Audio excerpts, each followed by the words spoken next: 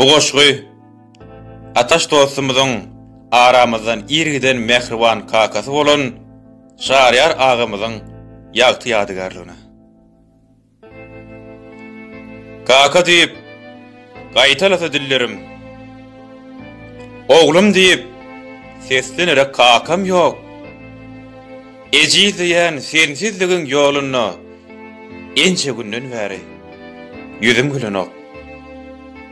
Kaka, dayanara arkam ýok inni. Sensiz giň jaganna galmady gyzyk. Şaga bagtym, arka durýan magalyň ähli deň duştordan geçerdim ozup. Ýykylsam tozurdyň, bassaň bagryňa, seniň arkaň bilen gorawly daşym. Şäre tapmadygymy bagyşla kaka, ajalyň öňünde egilýär başym. Öňler seni bagra basan ellerim agajatly tawadyňy göterdi.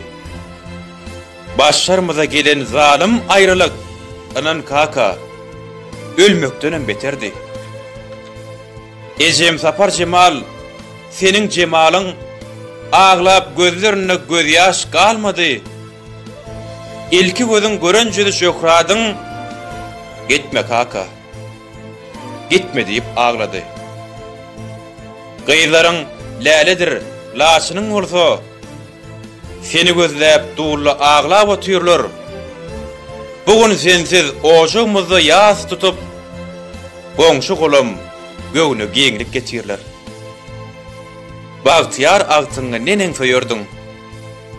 Inni seniň ýoklugyňda ýeke biz, aýlar, Kadir, Aýgül agtyklaryňam gözlerini gyzardyp, aglar atasy. Inni ejimiňem öňküligi ýok. Sensizlikde bir ort suw ýugutmaz.